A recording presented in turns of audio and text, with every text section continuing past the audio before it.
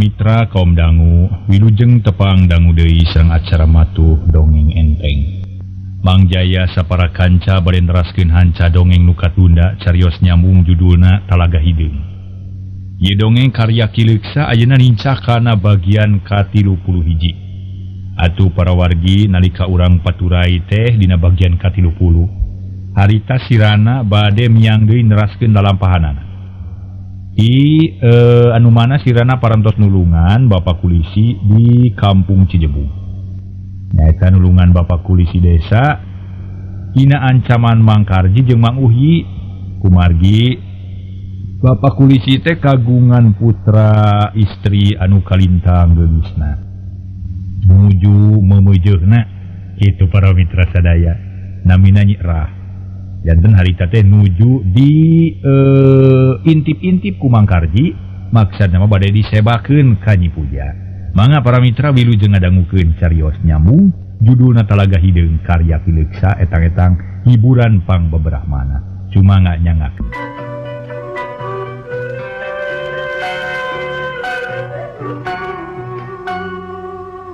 Para mitra kaum dangu samiang nasirana tua kampung jeung Kulisi nuluykeun ngobrolna. Sabab aya nu perlu dibadamikeun, Pak RT jeung dua kolot sejen milu ngariung hayang nyaho kana putusanana. Patua, moal nyangakeun lah. Nah kumaha ayeuna ieu? Margi simkuring ge saleresna mah ngaros heran ieu margi aya tanda-tanda nu matak nyurigakeun dina diri jangrana. Asa-asa wawuh kana keureutan beungeutna. Ngancan wani nangtukeun bisi nyalahan, cek Kulisi mimiti muka obrolan. Puguh akang ge boga pikiran gitu Uci. Sabab bisa lila ngobrol jeung manehna teh akang teh teu waleh nitenan kana keureutan beungeutna. Bet jiga-jiga kikarta jenatna moal anakna kitu. Apaan bareto teh anakna nu lalaki aya nu ngiwat, aya nu bawa kabur. Tah kitu patua. Jigana ieu budakna ieu sabab naon perluna nyekar ka kuburan Kisarta. Lamun eueuh hubungan kulawarga mah jigana anak Kisarta teh dipiara ku aki-aki nu ngaran Salmawi nu cicingna di Gunung Manala. Tapi kumaha ngabuktikeunana atunya? Mun aya waktu malah urang datangan ka Gunung Manala sugana kapanggih atuh Pakuwu. Sapatua cenah Pakun. Cek Kulisi manehna leuwih panasaran sabab inget ka Kisarta nu leungit teh. Tah kitu atuh hade tapi aya keneh nu matak samar ieu teh sabab anakna Kisarta teh ngaranna lain Rana.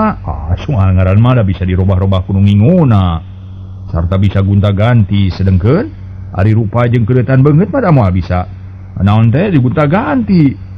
Da geus pasti atuh anak lalaki moal jauh jeung beungeut bapana kitu.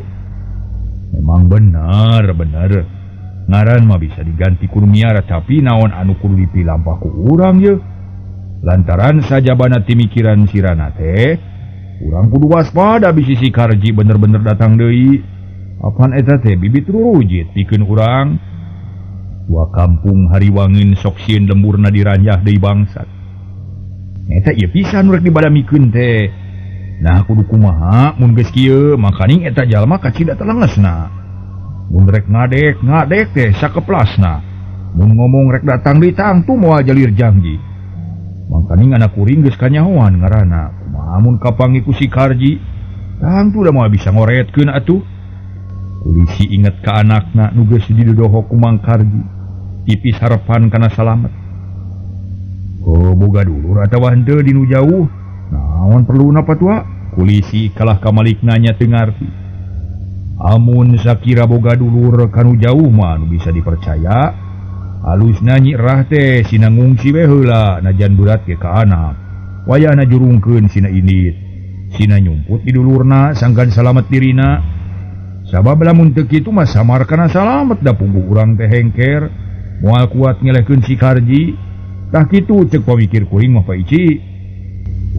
Bener kitunya. Teu kapikir ti tadina padahal mah lah. Boga dulur mah di lemur gunul ari di ditu teh pamana keun urang sina ngungsi we ka ditu da moal lila-lila lah. Moal lila-lila ayeuna rek sina irit. Kulisi marah mai bakat ku bunga boga jalan keur nyalametkeun anakna. Harita keneh Nyi Rah jeung indungna dicalukan torojo nyalampeurkeun. Gek dariuk dina kursi bangun heranna teh. Bari aya pikeun sae naon Bapak? Ini asa reuwas deui. Ieu Nyai. kulantaran di dieu teh kasebutna teu aman sarta kasalamatan hidup diancam. Kapaksa hidup kudu neangan jalan pikeun nyingkahan balai. Hiji-hijina jalan Iwati ngungsi ninggalkeun ieu imah. Sabab bapa teh geus teu sanggup nyang hareupan si Karji nu jahat. Ari carana hidup wayahna kudu irit ka lembur gundul. Tepungan paman hidup anu jeneng kubu di ditu sarta bejakeun lalakon nu geus kajadian di dieu. Tak kitu maksud bapa teh nyai. Kumaha kaharti? Nyi Erah nahulang. Ret ka indungna kawas nu menta dipang jawabkeun. Ari indungna teu buru-buru nyarita kalah neuteub ka salakina atuh pok deui kulisi teh nyarita. Ulah cangcaya mana datang tu aman di lembur gundul mah sabab adi akang teh lain jore-jore dituna atuh jeneng kuwu. Atuh sajabat ti kitu pangabisana ge lain lumayan. Moal burung sanggupeun ngajaga keamanan si nyai mah. Atuh sajabana deui anak urang moal burung betaheun sabab di ditu aya batur nyatana Nyi Roro. Da kitu maksud akang teh wayahna we jurungkeun sarta anteurkeun mun bisa mah. Kitunya kitu atuh da teu nanaon najan rek sina ka pamana oge tapi kumaha ari hidup nyai. Nadaek mun indit ka lemur gundul. Mangga mak tapi ka ditu hoyong dianteur ku emak. Lantaran keur jauh teh kudu ngaliwatan leuweung sok sieun dipegat meong we. Komo mun jeung bapa mah ka ditu regreg meureun abdi teh. Jawab Nyi Erah tatag maksud bapana geus kaharti. Tah kitu geuning. Syukur we atuh.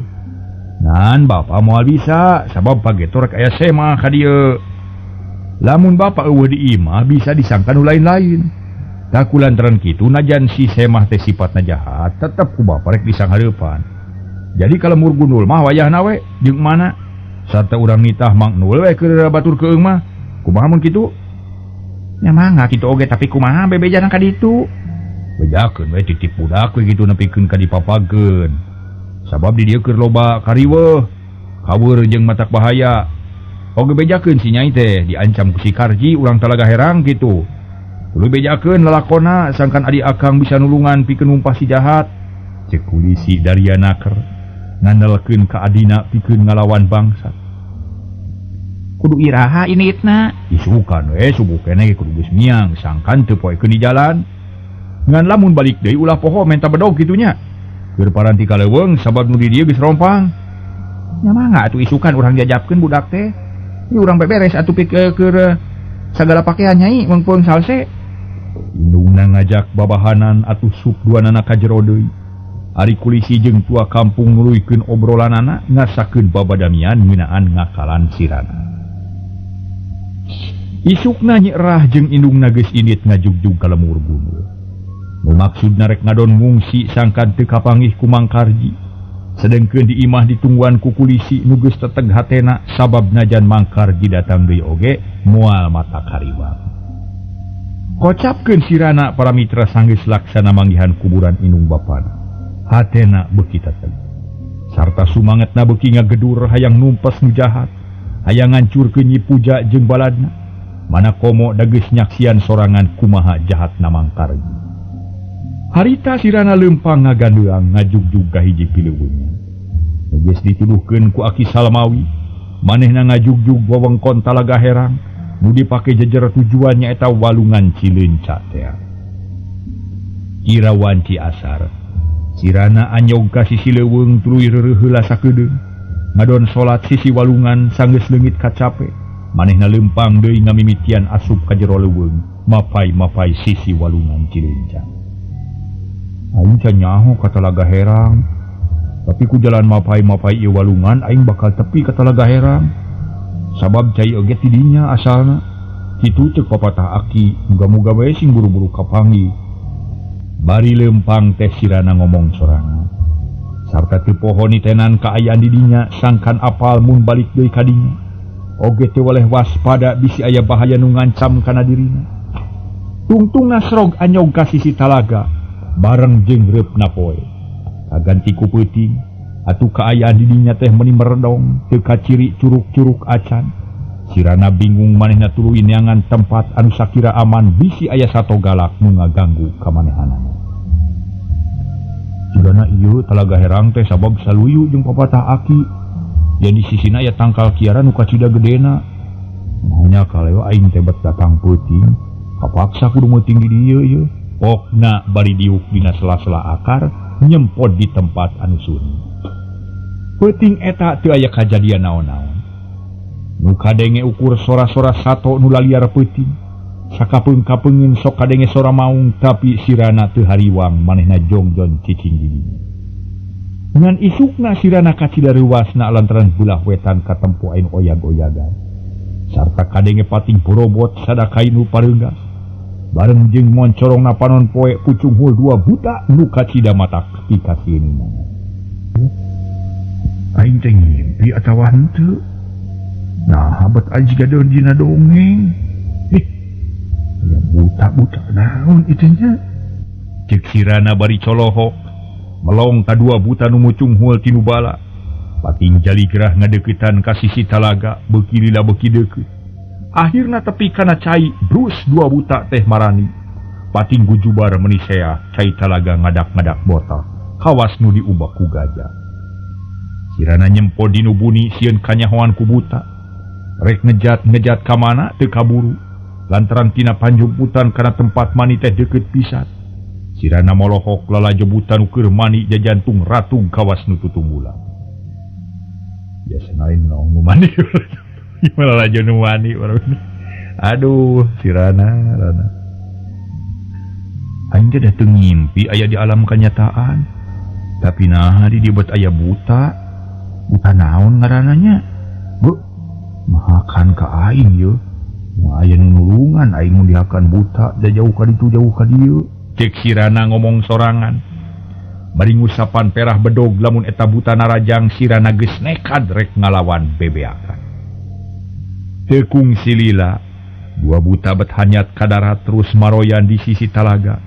Ngajentul nyang hareupan cai nu pating raria keneh.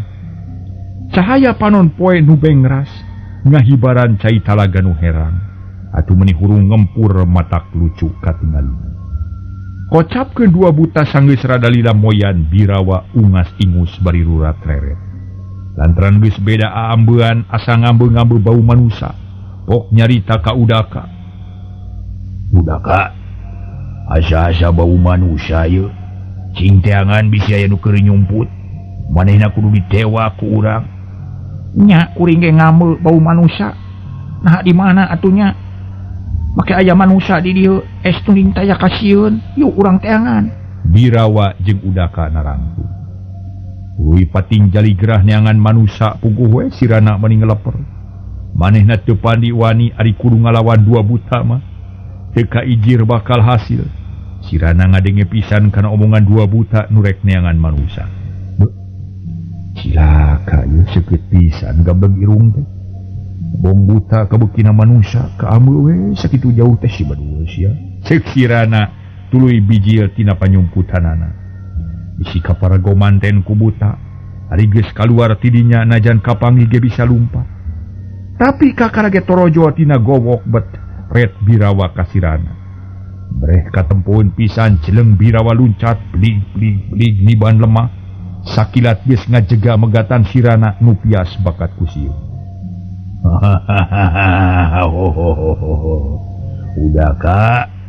Udaka. Jadi aya manusia. Aya manusia. Jeleng udaka nyamperkeun sirana di pelong bari kakerot bangun lapar. Atuh sirana teu bisa ngejat manehna unur-unuran bari rutret ka 2 buta nu geus manco hareupeunana. Silaka, aing bakal paeh dihakan buta. Kudu kumaha ari perang jeung buta ieu? Narek mampuh mun dilawan ku jurus baliung, narek kuat dilawan ku cimane. Aki kuring tulungan. Hate sirana noroweco teu puguh can teteg bakat kusoa sabab papanggih ge kakara jeung buta teh.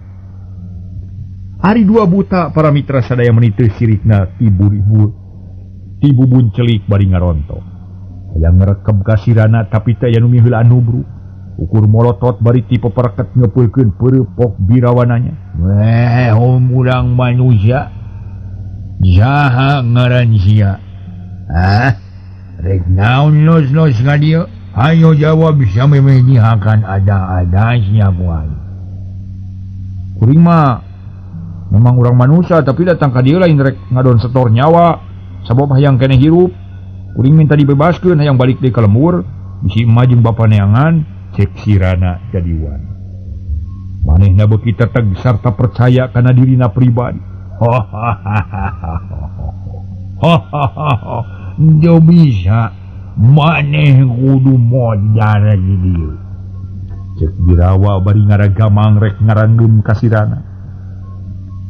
Tapi sirana teh cicingeun, nempok itu teh palamitra sadaya. Hasakilat ngalugas bedog sak dipake narajang, los bedog nyabet angin. Birawa geus ngejatkeun leungeunna, bari molotot sarta katara amekeun pisan. Nyeh undaka ulang podaran ieu bobenyit lembut. Montong diadep deuleu. Birawa keheuleun pisan atuh udaka teh ge teu cicing. Manehna ngaragamang rek newak sirana ngan bae sirana jadi nekat manehna ngalawan satekah pola.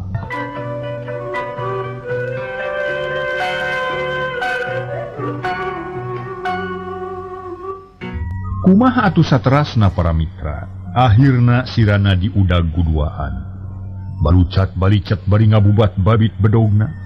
Malah siku jeung panajong ge teu cicingeun.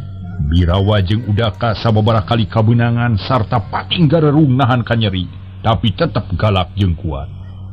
Sirana ampir kawalahan sabab panarajangna teu bisa ngarubuhkeun musuh. Kurang ajar, itu buta naon bet pinter-pinter teuing. Kumaha ngarubuhkeun ananya, cek hate sirana bari terus-terusan ngalawan ka buta. Bedogna but-but teu daek cicing. Sirana memang budak nu gede wawanen. Ilmu panemu geus kapimilik dijajal kabeh, dipake ngalawan buta. Lila-lila mah buta oge riweuheun lantaran capek balas newakan sirana nu tanpa hasil. Kaya anu tarung beuki rongkah tepi ka pating borobot kawas tangkal kai runtuh. Lantaran sirana luluncatan kanu bala, diudag ku buta kalakayon laleutik digalai ku buta, sirana surusap-surusup kanu buni bari neangan bongohna buta. Para mitra kaum dangu urang tunda carita ka aya nu tarung. Kocapkeun di imah Nyi Puja harita teh aya nu ngajentul sorangan, bangun nu jararauh panindeungan, horeng teh Nyi Puja geus lila ngadaguan badegana, nu can datang bae.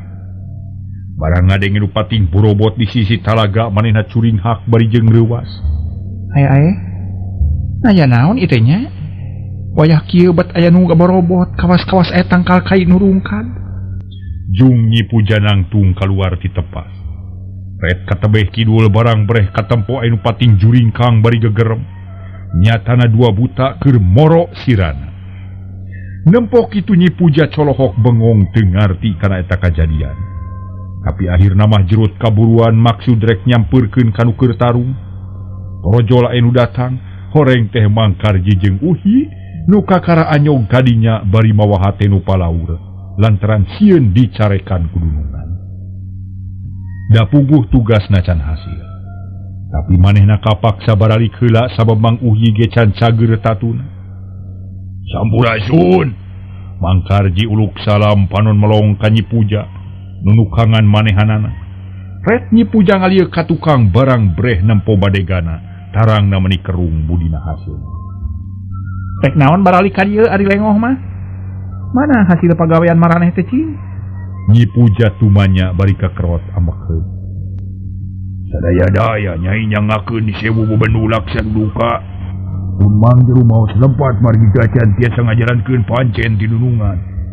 Kugi nu janten marga lantaran ieu pun uji kala kaparna nun. Nah cukup ku kitu, mana tanggung jawab maneh? Nyai, mang paran bos usaha satekah bola. Kanggo meunangkeun mojang nu dipikapalai ku nyai. Nanging mang tekeng halangan deui aya nu ngagokan ka mang duaan. Lajeng tarung. Nanging hanya kal mang teu kiat ngalawan. Margi anjeunna teh janten seueur jago-jago ayeuna teh nu anom keneh. Kitu teh nyai. Nyi Puja ngahulang. Hatena ngadadak ngarasa seber. Kawas aya kila-kila nu kurang hade. Ras inget kana pangalaman manehna pribadi anu kungsi nyaksian sorangan. Yen kiwari loba jago-jago nu murah keneh, nu elmuna menang teu bisa dianggap enteng. Elmuna memang teu bisa dianggap enteng. Saha deui nu ngagokan ka anjeun teh? Di mana ayeuna? Kumaha dadeganana? Nyi Puja jadi penasaran hayang nyaho leuwih jelas. Ngaranna mah teu acan ka nyahoan Nyai. Ngandedeg bangadegna meujeuhna sarta katinggal budak keneh. Sigana moal leuwih ti 10 tahun umurna. Hah? 10 tahun? Ngimpi atawa kumaha maneh teh Karji? Moalnya budak sagede kitu geus bisa ngelehkeun maneh? Balagu kabina-bina teuing. Bodoh. Teu becus ngelehkeun babanyit nu kitu patutnya. Boga ka era ngeunteung atuh sia. Kana cai kata laga. Nyi Puja molotot amakkeun. Mang diari kawon kubulon mah henteu Nyai. Daging rumaos teu tiasa newak manehna margi lingas kitu tah. Mangeus mentong loba omong. Tu tempo heula di kidul aya naon tuh? Nu sabenerna kami ngadenge pating gorowot. Ting anu jajeritan kawas nu keur tarung, dung tarampo ku maneh. Nyi Puja nunjuk ka tebeh kidul. Mang Karji jeung Mang Uhi colohok bengong sabab nempo 2 buta keur ngudag-ngudag manusa. Uji, urang sampeurkeun aya naon usahana yuk. Hayu ji lah kuring ge penasaran ari nempo kitu mah. Praduanana laleumpang ngajugjug ka sisi talaga. Rek nempo nu keur tarung sedengkeun Nyi Puja teu ka mana-mana manehna asup deui ka tengkebas. Gek diuk dina kursi ngalamun caratan. Kocapkeun Mang Karji jeung Mang Uhi barang jual ka tempat tarung duanana colohok bengong. Katempo sirana geus aya di dinya sarta keur paku piser merangan 2 buta. Sajongjongan Mamang Uhi jeung Mang Karji ngahuleng bari lalajo. Asa teu percaya kana tatempuanana, tapi lila-lila mah pok Mang Uhi. Aya budak betuanian kabina-bina jeung di nyaoti saha ka tempat ieu. Padang siang keur ngajora gaurang ieu mah ieu. Keur ngayakeun telik merenya. Mata-mata boy teh ji. Mang Karji hariwangeun bisi sirana ngahaja neangan manehanana. Hah. Teu kudu hariwang pila kadar budak lemut. Mun kuring cager malah sakali newak ge moal burung modar budak segede kitu mah. Nya, tapi maneh hebat teu bisa naon-naon ayeuna teh. Leungeun tatu, suku tatu, boro-boro tarung leumpang ge hararese rumangyeung sia. Cek Mang Karji bari ngusap dada. Bingung nyang hareupan musuh nu budak keneh. Tapi keun bae teu kudu mikiran nu kitu. Ayeuna mah urang putuskeun rek naon nu pilampah. Sabab di dia buta menisa 2-2 keur ngapung si budak kapan teh. Oh, sakan budak katewak urang kepung kuduaan. Tangtu si budak moal bisa ngejat deket di kepung buta. Ieu urang maju ah. Eta budak urang tewak. Mun budak ka urang butana kumaha? Lawan we pira ku teu wani. Lain teu wani apan kuring teh. Jag-jag henteu moal luasa pikeun tarung. Matakna bahan cilaka we atuh meureun. Mun kitu mah cicing we di dieu. Keun si budak kuring nu newak. Mang Karji baeun. Tuluy leumpang sorangan mulu ka sirana nu keur dikepung buta. Barang serog ka pakalangan tarung sirana ngajenghok kaget sabab musuhna kalah kanamahan. Mangkani ngalawan buta geus kawalahan, komo mun ditamah ku Mang Karji matak salempang. Waduh, aing kudu kabur ye mun teu cilaka. Garentes hate sirana bari rutret neangan lolongkrang pikeun kabur. Tapi Birawa jeung Udaka teu weleh ngahalangan da puguh hayang newak ka sirana. Ngan untung sanggeus Mang Karji datang Birawa jeung Udaka jadi midua perhatianana. Malah Birawa ngagero ka Udaka. Udaka tewak manggeluk nu kumawani ka dieu. Lelapkeun ka talaga keun babanyit mangku kami. Udaka mali ka Mang Karji sabrut narajang galak naker. Puguh we Mang Karji meni ngajenghok celang mundur deui bari rek ngawahan. Serepet ngalugas bedog panon mureleng kana beungeut Udaka. Tekung silila Mang Karji jeung Udaka geus tarung rongkah naker. Kaayaan di dinya beuki gandeng lantaran nu tarung teh jadi 2 pakalangan. Sirana asa menang kasempetan manehna tuluy unur-unuran. Bari nakisan leungeun Birawa nu rek newak manehanana. Wah, aing kudu kabur ieu mah. Kudu kabur aing teh lah. Cek hate sirana belicet manehna malih belecet tumpat sataker tanaga. Di udag ku Birawa bari gogorowokan itah eureut. Tapi sirana tuluy ngabecir teu rarat-reret deui ka tukang. Manehna hayang salamet tina udagan 2 buta. Montong kabur sia budak lemut. Diudag sia ku aing deuleu. Cek Birawa bari tuluy ngudag sirana. Tapi sirana leuwih tarik lumpatna bulucat balicet kanu suni. nu akhirna Birawa leungiteun tapa. Birawa keheul tuluy balik deui ka nu kukulutus, barang serog ka tempat tadi nyampak teh udaka keur ragot tarung jeung Mang Karji, duanana sarua kesitna nimulkeun sora nu ngaguruh sorana para mitra menisea. Tapi dina akhirna mah udaka kapepen. Lantaran najan wujudna buta oge, ari kasakten masahnapeun Mang Karji, atuh kapaksa udaka mundur tuluy duak pieuk neangan jalan keur lumpat. Serog Birawa kahareup beungeutna geuneuk panon bolotot keheuleun ka Mang Karji. Ya, manyung sia kurang ngajar, rasakeun pangawasa aing deuleu. Ceuk Birawa bari tuluy ngayunkeun leungeun, rek ningang akana sirah Mang Karji ku peureup anu gede. Tapi Mang Karji ge teu sieuneun manehna ge ngayunkeun pedog rek nakis musuh bari ngagero. Mendong ngajago sia buta dicacag saku aing. Keraduanana tarung sarua wanina. Sarua ambekna atuh meuneh seah kaayaan di dinya nimulkeun sora nu ngaguru. Tangkal kainu laleutik rebah kagalai ku Birawa. Ari Mang Karji luncatan bari ngabubat babit bedog nyabetan musuhna. Tapi Birawa oge geus namahan pangabisa.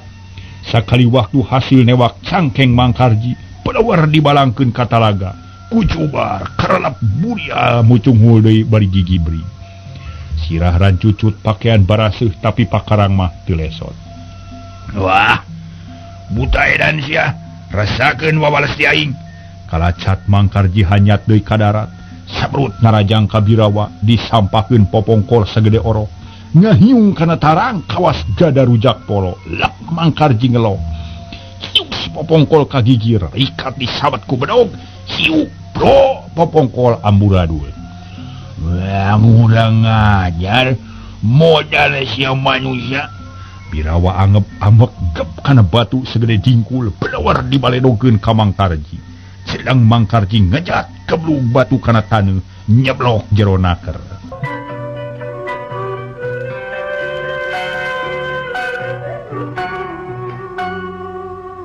Pramitra kaum dangu, ari udaka asa dibere ilham. Manehna timbul wawanen tuluy ngarabut tangkal bungur segede cangkeng. Tuluy dicekel puhuna dipake ngababuk Mang Karji. Atuh sakali ngagebug oge Mang Karji rubuh lantaran dahan bungur kacida gomplokna. Mang Karji soak berebet lumpat ka imah dununganana dituturkeun ku Mang Uhyi nu geus pias bakat ku sieun.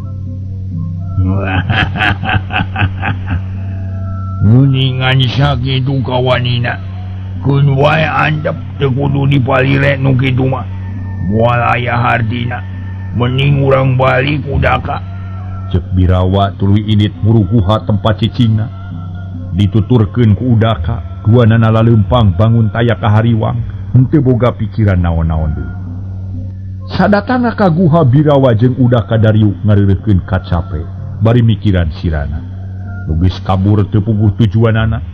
Eta dua buta ngarasa heran lantaran aya budak nu kumawani ngulampreng kadinya. Kocapkeun Mang Karji jeung Mang Uhyi sadatangna ka imah langsung ditanya ku Nyi Puja. Nu geus lila ngadagoan, harita Mang Karji nyaritakeun pangalamanana sarta nerangkeun ngeunaan dua buta nu aya di wewengkon Talaga Herang ditungtungan ku tumanya. Heran ye Mang. Nati mana asalna eta buta? Nah naon atuh, moal matak ngabahayakeun ka urang sabab kacida galakna. Mang Karji, urusan buta teu kudu jadi pikiran, sabab najan manehna galak oge moal wanieun ngaganggu ka urang mah. Jeung deui kami geus nyaho kana sabab-sabab musababna. Nyaho kana riwayat asalna. Ayeuna mah kami teu hayang nyaho ngeunaan si budak teh. Nah saha manehanana? Jadi hayang nyaho kami teh. Nyi Puja heraneun ka budak lalaki nu wani ngulampreng kadinya. Nyai, eta budak teh taya lian iwah hiji lalaki nu geus kumawani ngaganggu sarta ngagagalkeun kana pagawean emang. Nyai eta pisan manusana. Nah, tuh ditewak. Teu becus nyang kalak manusa saese. Eta ge bade ditewak nyai nanging teu kenging kalaka kabujeng kabur. Ari emang pan merangan heula buta. Geus. Teu kudu loba alasan barina oge. Ayeuna kieu we nya. Kami moal narima anjeun duaan lamun teu hasil meunangkeun hiji mojang. Kami teu hayang ngadenge alasan, teu hayang ngadenge teu hasil, nyaho hasil we kami mah. Jungger ari ini teuy sarta buru-buru neangan hiji mojang nu dibutuhkeun ku kami. Tong kabalik muncan meunangnya. Nyi Puja jamedud baeud. Teu panuju kana pagawean badegana nu dua, ari Mang Karji jeung Mang Uhyi siri reret. Duanana ngarasa seungah narima parentah kitu lantaran Mang Uhyi keur tatuparna can kuat digawe beurang. Apan pangna balik teh hayang cager heula, raheutna sangkan laluasa dina barang gawe. Hayu geura ari nit. Ngajaran tuluy we ngadawan naon deui? Mangga Nyai permios. Mang Karji nangtung tuluy ngareret ka Mang Uhyi nu gawena ngahulang. Sedih jeung leuwas ngadenge putusan dunungan nu matak beurang. Duanana narangtung tuluy kaluar ti imah. Leos indit bangun lungse ngeman tugas anu berat sarta teu matak ngeunah kana hate. Ari Nyi Puja ngajega di lawang bari mureleng ka badegana nu dua. Nu beuki dieu teh asa teu kaala pagaweanan. Kurang ajarnya. Kalau beuki goreng patut teh digarawe teh. Na geus teu satia ka aing atawa kumaha? Naon sababna kasaktian manehanana jadi ngurangan? Ku budak satepak nepi ka ele. Heran aing mah. Nyi Puja gogodeg ngarasa heran ku kaayaan ayeuna. Nu loba pisan pika keheuleun, loba kahayangna nu teu kacumpona. Sanggeus rada lila nangtungna di lawang Nyi Puja asup ka imah. Gek diuk dina dipan ngahulang netep kaca. Pikiran kumalayang kanu anggang ngalamun kanu jauh. Terus ras kajaman nu geus kaliwat. Akhirna Nyi Puja inget kana tujuan pokok, inget kana lalakon nu sanyana. Yen manehna teh tangna ngagem ilmu eta teh aya maksud jeung tujuan. Ayeuna geus lumangsung puluhan tahun tapi tujuan can kahontar. Iraha maksud aing tina kanan? Di mana ayana Silodrapati? Hirup aing moal tentrem lamun can laksana Malespati kanu ngaran Silodrapati. Inung bapa aing moal tentrem di alam langgeng. Lamun aing can laksana mulangkeun ka nyeri ati ka manehanana. Lodrapati, najan anjeun aya ditungtung langit oge. Dina hiji mangsa bakal patepung jeung aing. Dagoan mangsa nu utama. Tunggu waktu nu tangtu. Dina hiji wanci nu mustari. Aing baris nagih pati deuleu. Cek Nyi Puja bari kekerot nahan amarah. Beungeut robah jadi geunyeut lir beusi atah beuli. Imah Nyi Puja kawas nu kahebos ku amarahna. Hawa karasa mata karidang jeung bayeungjang. Di luar gandeng sora manuk nu recet mata kaweur jeung rariweuh.